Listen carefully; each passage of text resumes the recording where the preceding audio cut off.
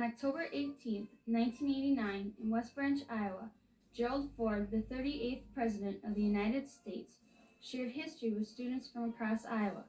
The visit was part of a conference on the role of former presidents in American society, sponsored by the Herbert Hoover Library and Museum and the Gerald Ford Library and Museum.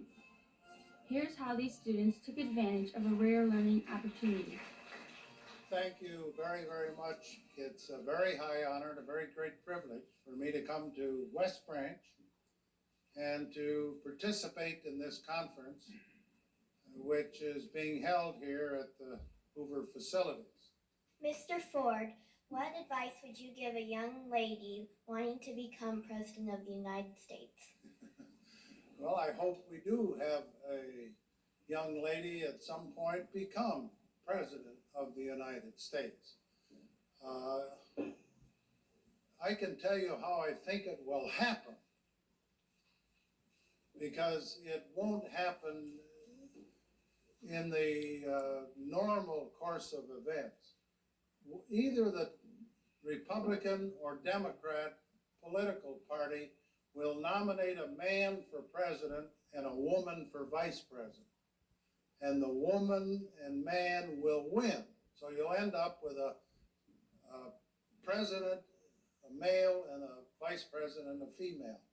And in that term of office of the president will die. And the woman will become president under the law or constitution. And once that barrier is broken, from then on, men better be careful, because they'll have a hard time ever even getting a nomination in the future. But that's the way it's going to happen, and I think it'll probably come sometime in the next 4 or 8 years. So that was former President Gerald Ford making a speech of how we will get the first female president. It was just weird how he answered that kid's question. He gave an in-depth answer to a simple question, like he knew how America would get the first female president. So most people with a brain would automatically think, okay, Biden is president and Kamala Harris is vice president right now.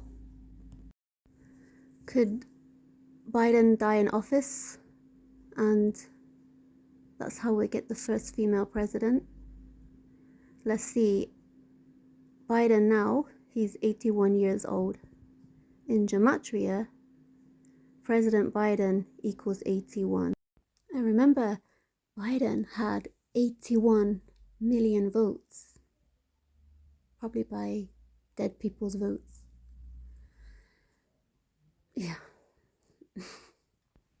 And Biden's from Scranton, Pennsylvania, which Interstate 81 runs through. Remember the 81 again. So yeah, a lot of connections with Biden and 81. Maybe he'll die in office, who knows?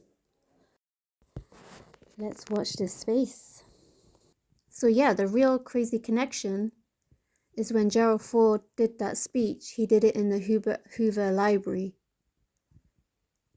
As you can see, Hoover died October 20th, 1964. And who was born on that exact day? Can you guess? Yes, Kamala Harris was born the exact date Hoover died. Crazy. They're always trying to show us and tell us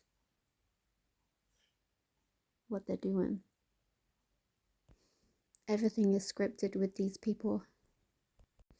Anyway, I hope you guys found this interesting. I get most of my work from Zach from Gematria Effect News. So yeah, this next year will be interesting with Biden. Let's see. We did it. We did it, Joe. You're going to be the next president of the United States.